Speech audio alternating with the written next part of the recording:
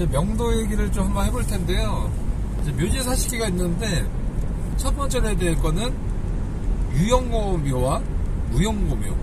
그래서 관리가 되는 묘와 아닌 묘를 이제 구분을 해야 되고, 우선은 무형고묘는 이제 공고를 해야 됩니다. 일정 기간 동안 이제 나타나지 않았을 경우는 우리가 어디 쪽으로 인양한다 공고를 하고요.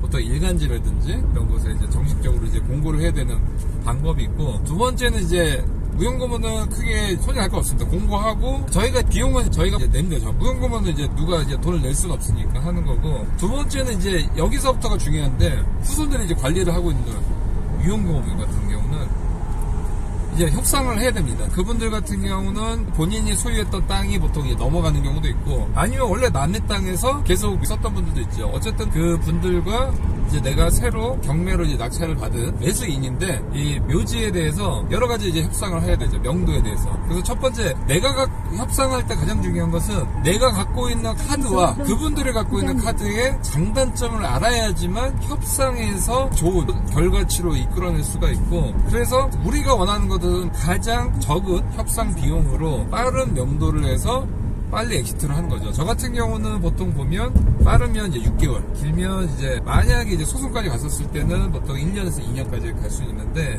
이번 이제 여주권 같은 경우는 40개 묘인데 성이 다른 거예요. 그래서 봤더니 다행히 할머니 쪽으로 넘어가서 성이 다른 거였지, 한 명의 종손이 다 관리를 하는 거였습니다. 굉장히 이제 해피한 케이스였죠.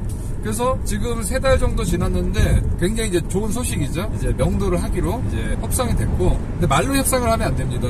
지방 같은 데는 핫플레이스가 다방이죠. 다방에서 이제 만나서 협상을 하게 되죠. 그래서 이제 내가 이제 어느 정도 이제 명도 비용을 이제 지원을 해줄 테니까 이제 명도를 해주십시오라고 하는 건데, 이게 다방에서 다 이루어진 건 아니고 그 전에 수차례 오고 가는 거죠. 그래서 뭐 어떻게 해달라, 어디까지 해줄 수 있다, 이런 것들을 이제 서로 만족할 만한 결론을 이제 도달을 하면 협상이 체결되는 거고, 그러면 바로 계약서 써요. 계약서는 나는 이제 종손이다. 대법원 판례를 보면 종손과 종중이 있죠. 종중은 이제 그 후손들의 이제 어떤 모입을 이제 법인화한 건데, 대법원 판례를 보면 종손이 가장 의결권이 더 위인 걸로 판결되어 있기 때문에 종손과 만나는 그것이 가장 중요하다 볼 수 있고, 팁을 하나 드리자면, 그 마을의 이장님이 가장 그 인싸라고 하죠. 인싸.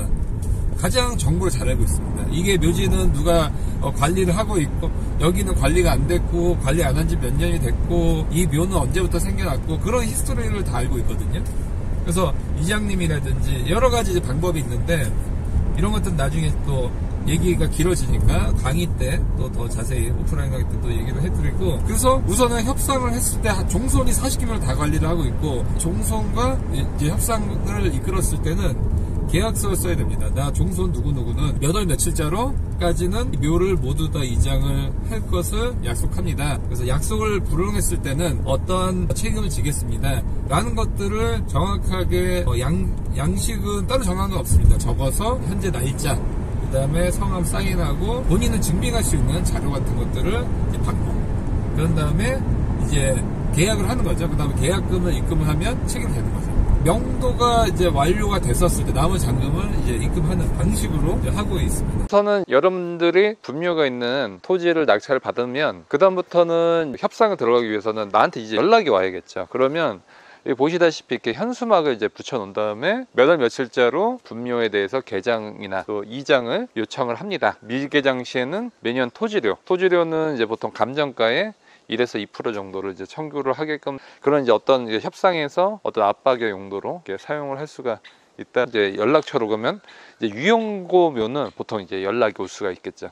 토지주나 이제 매수인 외에는 이제 허가를 받고서만 이제 들어갈 수 있도록 이렇게 바리케이트나 설치를 하신 것이 협상에서도 유리하다라고 보시면 되시고, 보시면 이제 우선 출입 제한에 대한 표시를 해두시면 좋습니다. 보시면 분묘 관리를 위해서 출입을 원하시는 분들, 후손분들이 추석 때나 이제 하기 위해서 들어가셨죠. 그래서 아래 연락처로 연락을 드리게끔 해서 자연스럽게 유형고묘의 관리인들과 접촉을 하시면 되시고요. 분묘 개장을 이제 공고를 하셔야 됩니다. 그래서 연고자나 관리인이 공고기간 내에 이제 신고를 낙찰인에게 이제 연락을 달라고 하는 거고요. 만약 기간 내에 신고가 없을 경우는 무연고 분묘로 간주해서 이제 임의로 개장할 것을 이제 공고를 하셔야 되고요. 또 이렇게 표지판과 이제 일간지 등의 공고를 이제 하셔야 되시고, 내가 낙찰받은 땅에 이제 주소를 이제 넣으시면 되시고, 분묘기가 몇 개가 있다, 40개라고 최종적으로 저희가 개수를 셌고요. 그 다음에 앞으로 여기는 이제 개발을 하기 때문에 이제 개장을 이제 요청을 하시면 되십니다.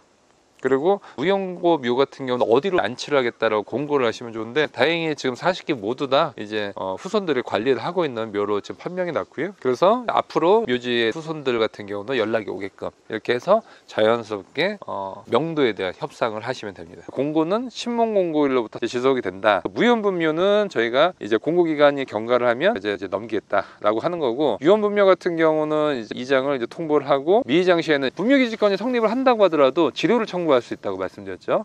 그래서 이제 묘지뿐만이 아니라 법정지상권 등에 내가 땅을 샀는데 거기에 건물이 있을 경우도 건물이 법정지상권이 성립 안 할 경우는 철거를 해야 되고, 성립을 하더라도 지료를 청구할 수 있거든요.